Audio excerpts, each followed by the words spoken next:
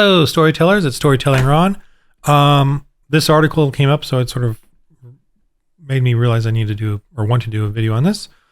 But paganism is huge. It's on the rise. We are not in a, I forget the terms, but there's an Acts, in Acts in the New Testament, Acts 11 and then Acts 17 or whatever, where we're in Acts 11. We're not in Acts 11 anymore. I don't know if that's the right verse, but we're not in the Acts where we got to confront Jews who know sin and who know the commandments and then do evangelism with them.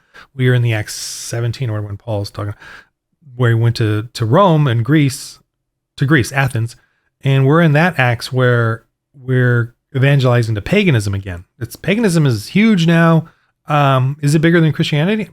I'm not sure. Probably is. Wokeism, BLM, all of that is paganism. Marxism. It's the centralized control, centralized control of our lives and forcing us to believe a certain way that's definitely not of God and of the Ten Commandments.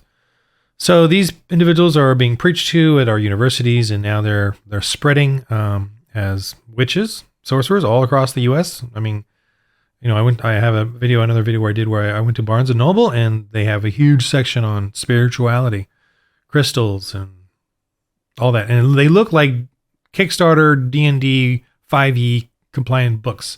The pretty colors, and they look like game books, the way they're selling these. So I'm imploring you as Christians who play role-playing games to jump on for the little RPG.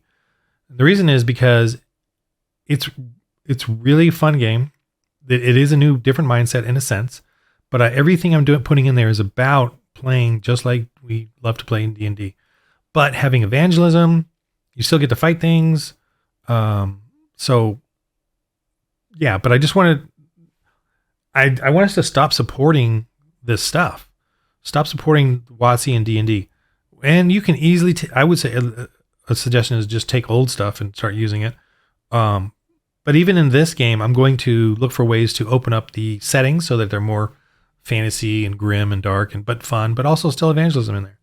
And you don't have to play like full on evangelism. You can play where you're just, D&D is about rescuing people and then fighting creatures and then getting the treasure and glory. I'm doing something similar to that, is you're rescuing people, but you're evangelizing, planting churches. So you get a little bit of that in there. And then you're just really exposing the villains for what they really are, pagans. All the villains of D&D, and then all the good guys are pagan, but all the villains are just pagans. They're, they want tyranny, control, power. They want to use drugs and rape date drugs and things, and drugs to influence and control people. And then they want to control all of the universities and governments and kings and dukes. So just a couple of minutes of this. I'm going to go through the very beginning. Really great little 5-minute thing there you could watch. I'm going to pause it at some points, but just here, this is the common voice now of the next generation, or at least the ones that we're not being missionaries to our own children. If we're not being missionaries to our own children, they're going to turn into this woman. If we're going to be like pagans and say, do whatever you believe in, whatever you want, well, the pagans are just going to take them and steal your children away from you then. You have to brainwash your own children. You have to. I'm going to use their terms. You have to brainwash and mind control your children. I don't care. I'll use their terms. Sure. Yeah. I brainwash my children. Of course. Now my children are great. Anyway, so let's watch this. Hi, Mr. Knowles. My name is Kat, and I have a question. And before I state my question, I just want to honor that we are all standing on the land that belongs to the Ojibwe Anishinaabe people. Thank you for mentioning that. I meant to mention that at the beginning of my speech, but I'm glad that Dakota, Northern Cheyenne, and they have been here for time immemorial. And they have been here for time immemorial. How does she know that? Time immemorial. Also, how does she know that they're the only tribe that have been here? I wonder if they conquered other tribes in the area to take this land. I don't know. Did they? Didn't they? Probably so. Did they sacrifice children, people all around them? What about the animals? Did they have to kill off a bunch of animals to take over this land? Is that cool with you? Did they hunt them? Because they were probably carnivores. What she's saying here is just ludicrous, but it's what paganism does. They honor their ancestors. Their ancestors are part of many of their gods. by the way, gun control, guns, they say guns kill people. That's a god to them too. They make anything into a god, into an idol. So her statement there is ludicrous, but it's obviously a mantra, a chant that witches use to get under your skin. So that's one of her dark magic skills of a witch, right? Say something to unsettle you. That's minus D4. I'm using for the little RPG. So that leads into my question. So you make the statement that transgenderism must be eradicated from public life entirely. And so And that's what we missionaries did in 6th, 7th, 14th century. We did that. That's what we had to do. We really had to confront all of this. That's a sin. That's a sin. That's a sin. That's a sin. And today we're not really doing that. We're being very weak. In Revelations, I think most of our churches are not the good ones. They might love God, but they're just not being brave and courageous. We have to say when something is a sin. That's what we are. And then they're calling us hate speech and stuff. But that means that's another one of their dark magic. Hate speech. They're trying to silence us. That's the minus D6, minus D8 to whatever you say or do. That's what they're trying to do. They're trying to affect us so that we weaken us with their chants. I'm going to ask you a question about that, but prior to that, I want to just state that for 5,000 years BC, Gala transcribed and androgynous trans priests of Sumerian goddesses have been around and noted. 200 to 300. So look at that. She's just talking paganism. And 5,000 BC, no, it's 2,500 BC, when Sumeria being the oldest civilization. It's not 5,000 BC. And also, they're using a couple different weird things there to try to get 5,000 BC. One I heard was that they were using pharaohs of the Egypts to extend the time back, to make the Bible sound like it's wrong. But what they did is they lined up the pharaohs, as opposed to there was different pharaohs, different simultaneously and in different areas. The other thing that they use is carbon-14, but carbon-14 we know is inflated. The numbers are inflated because the carbon-14 ratio is rising today. So someone dying today would have more carbon in them, carbon-14 ratios in them, than someone who died 1,000 years ago. And so if we go back, the person that died 1,000 years ago would have started with less carbon to have half-lives. And so when they measure them today, it looks like they're much older than 1,000 years old, kind of thing. It's not really 1,000. It's probably the last 2,000 or 3,000 years, or BC or whatever. So we don't really know exactly when that was, because the ratios are going up higher. The amount of carbon-14 in the air today, and it will reach an equilibrium at some point, but it hasn't yet. And yet the equilibrium is within a 20 or 30,000 years. So it's less than 20 or 30,000 years that the amount of carbon-14 being created by the UV rays, coming through our atmosphere, that ratio has not yet reached equilibrium like a pail of water overflowing, because of the decay rate. So we know that that it's inflated, the numbers, but they're ignoring that. They want to ignore that too.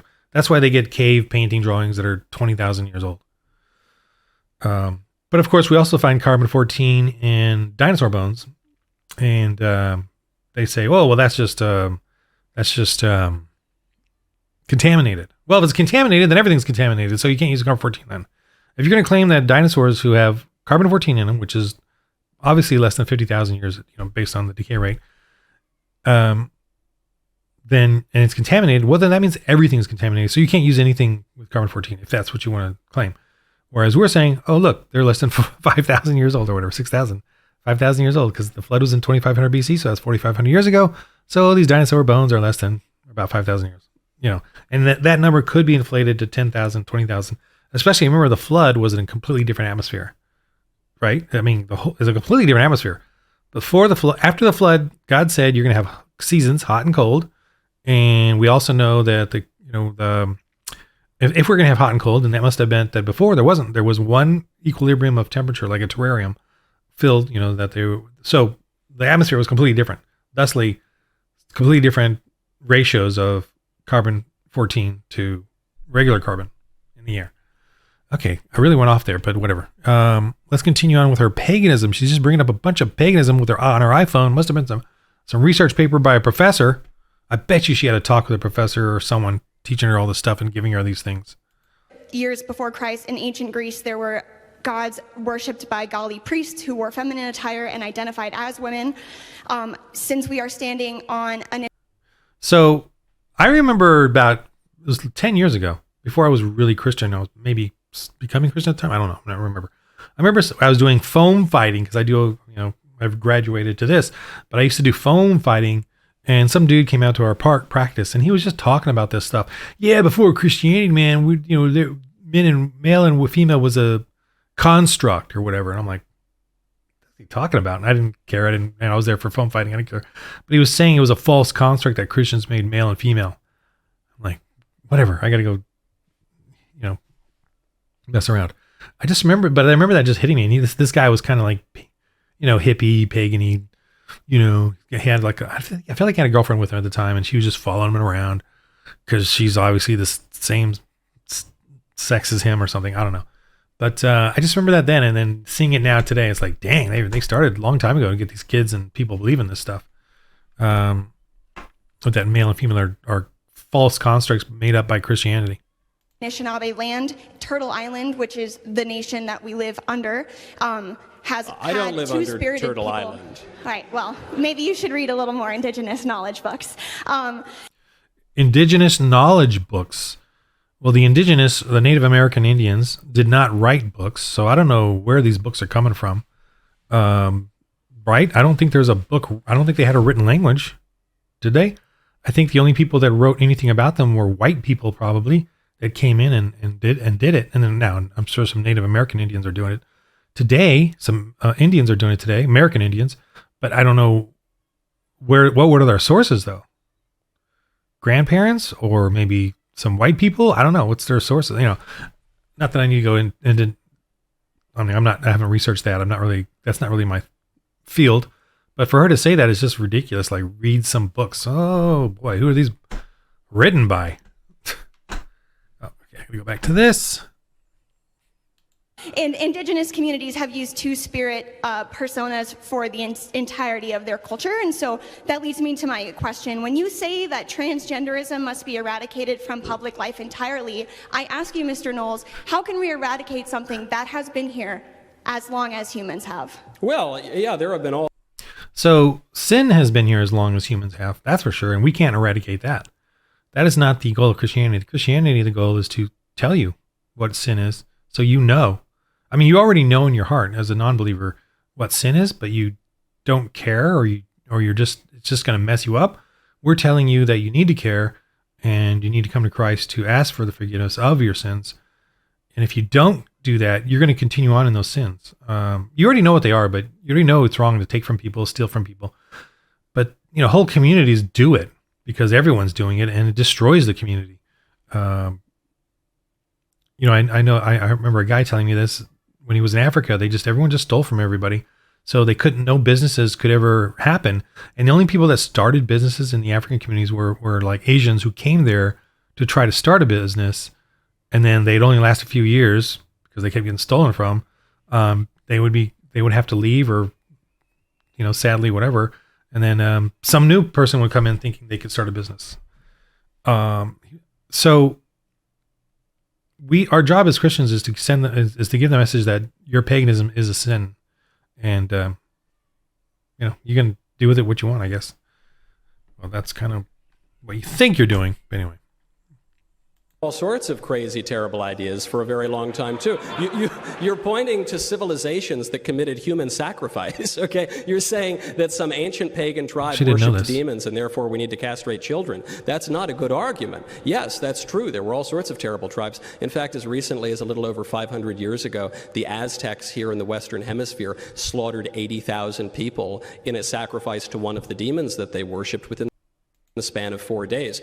Okay, so here we are. It's for the Lord RPG. This is what it's all about. We need to teach kids, families, what paganism is, what it relates to today, how the paganism is on the rise, how is fighting and preaching. It's full on. It's going full on missionary, and we are not. And that to me is very strange. We are certainly, but in the RPG culture, we're certainly not. And in the pop culture, we're certainly not, but the pagans certainly are.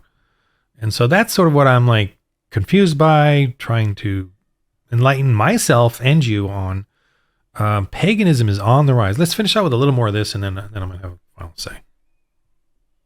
That's not a recommendation of doing that. I don't think that we ought to consider it. Though, unfortunately, in our increasingly pagan and liberal culture, we do commit human sacrifice to the tune of 800,000 babies a year sacrificed through abortion. And it would make the Aztecs blush what we do. But that doesn't make it the right thing. You refer to a notion that is increasingly popular on the left, which is the idea of the two-spirit among various indigenous tribes. That is not real. That is a contrivance of white liberals in America. There have been various conceptions of sex and gender for all of human history, but the idea of the two-spirited indigenous intuition of some modern transsexual living in New York City who's a man who very much desires to be a woman, that is a complete fiction. Okay, I'll stop there, but he goes on. It's pretty good. But what is wrong with fiction, complete fiction, and making it up to pagans?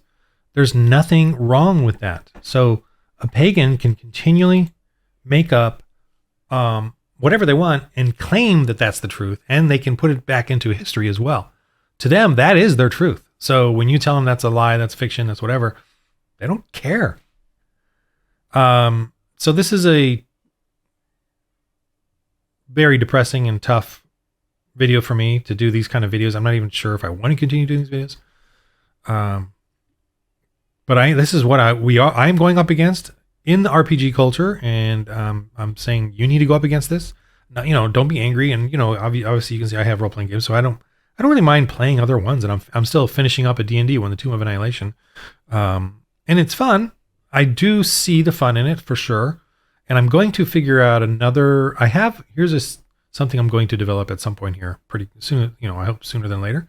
I'm going to develop the same for the RPG, 6th, 7th century, because I just watched a video on it. The Catacombs under Rome. I'm going to do a Catacombs of Rome one where you're going dungeon delving. And we'll put certainly a lot of creature type things like ancient, prehistoric, or very underworld. We'll fringe on the demonic and monstrous in it as well. Because I do want us Christians to have a dungeon delving game like that. And it's going to have, I'll figure it out, but it's going to be more of like finding previous saints' crypts and tombs and recovering them and then going back and, rebuilding the churches of Rome. Because Rome in the 6th, 7th century, is pretty interesting, is very empty, the city of Rome. And that is when they closed off the catacombs for 1,000 years, 900,000 years almost.